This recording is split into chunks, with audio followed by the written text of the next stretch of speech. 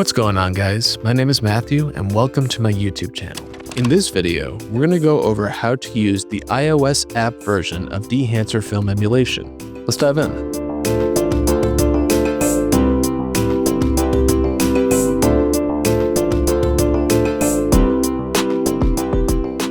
Alright guys, so let's take a look here in the Dehancer iOS app.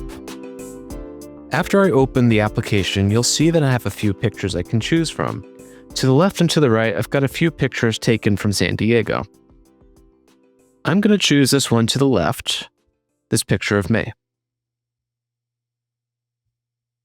So I'm going to scrub through and click on different ones that I can choose from. Here's one that's the ADOX color implosion.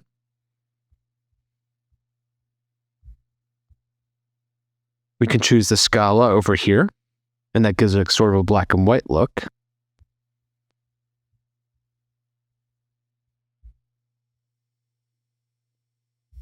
We could choose the Fuji Chrome Velvia look right here, and that kind of brings out the blues.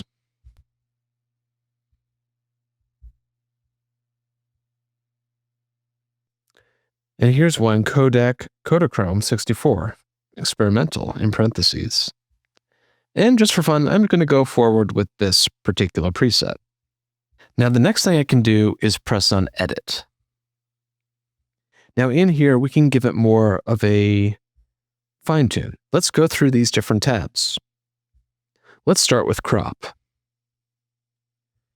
Now here, we can do a few different things. We can rotate it.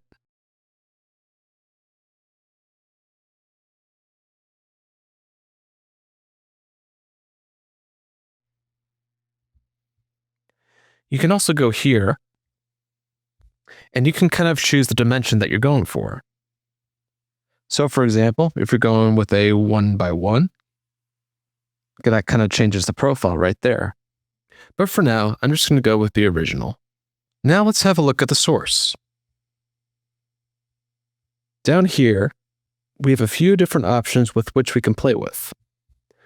We could play with the exposure, moving that to the right, and to the left. We can change the temperature comp, which makes the image a little warmer when you move it to the right, and a little cooler when you move it to the left. We can also play with the tint comp. To the right, the image gets a little more pink. And to the left, a little more green. You can also play with the diffringe, as well as the diffringe radius. Now let's go over to Films. Now Films is where we were before, as we were parsing through the different options. One thing we can do, specifically, is to push and pull the effect. Now let's look at Developer. And here we have some more color correction that we can play with. We can increase the contrast by moving it to the right, or reduce it by moving to the left. We can also play with gamma correction to the right and to the left. We can also adjust the color separation, where the default's at 100, but by moving it to the left, we can play with that setting. And there's also color boost down here at the bottom. Now let's jump over to Expand. Here, we can adjust the black point, and moving it to the right really brings down the blacks in your image. And if you move it to the left, it's a little bit brighter. Same thing with the white point, where we reduce those whites moving to the right and increase them by moving to the left. You can also go down here to color mode and choose between normal and luma.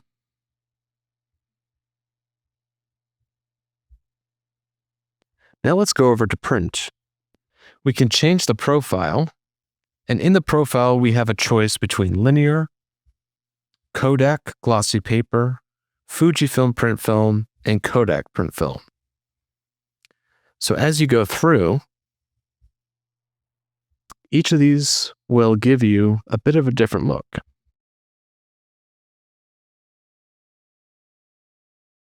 What's more, you can go down here and give it more fine-tuned adjustments by playing with the exposure, by playing with the contrast,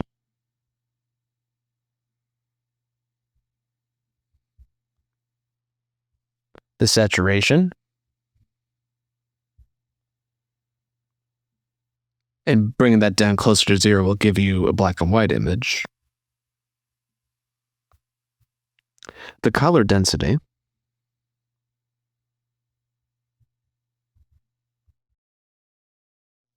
the target white,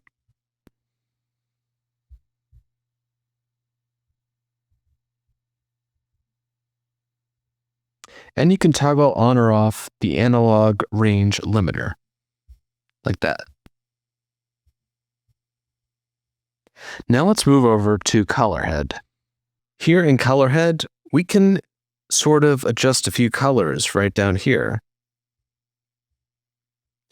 We can adjust the yellow-blue,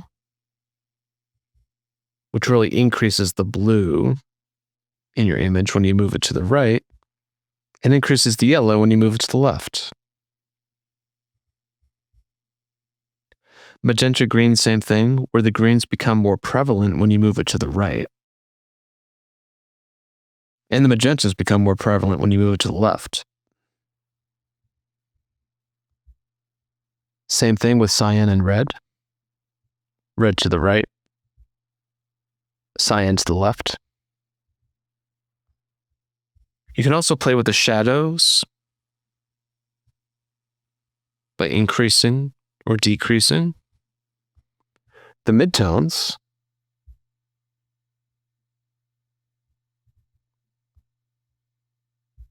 and the highlights.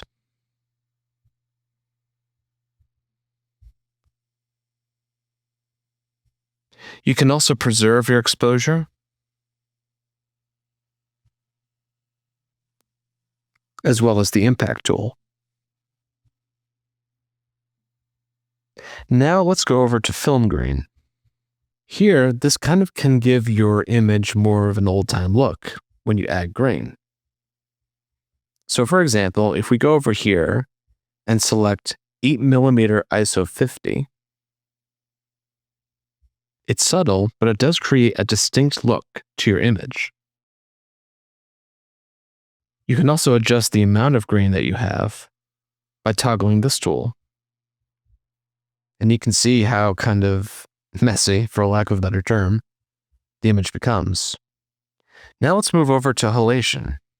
We can change the amplify by moving it to the right or the left.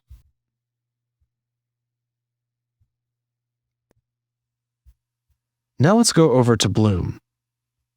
Once again, we can change the profile. Super 8. Kind of starts to feather those highlights a bit. And over here with amplify, you can make those adjustments.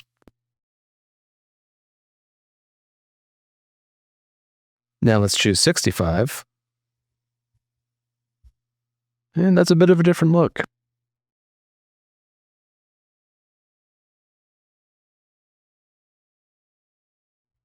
Now let's jump to vignette. You can play with the exposure. We can change the size of the vignette.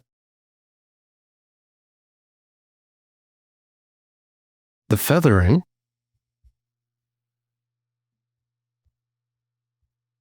The aspect ratio. Offset X and Y.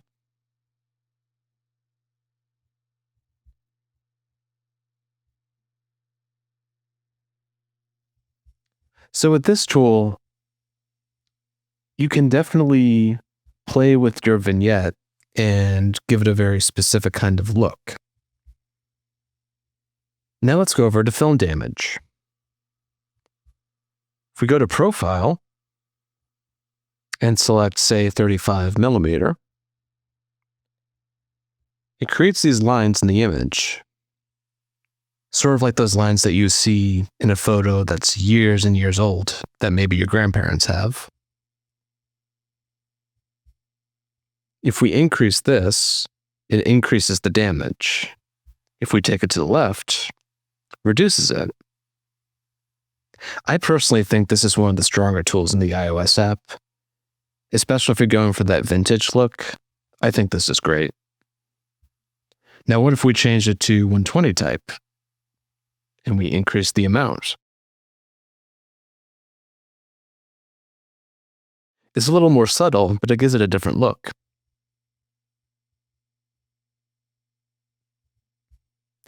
I personally like the 35mm and reducing it just a tad. Now let's go over to overscan. Now the overscan gives you sort of this film reel kind of vibe. So you can change the gate type and kind of go through the different options to see what works best for you.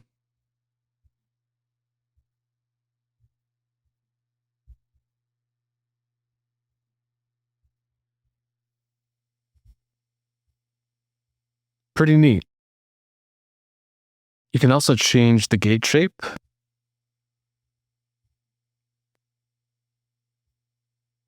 I kind of like that rounded look personally.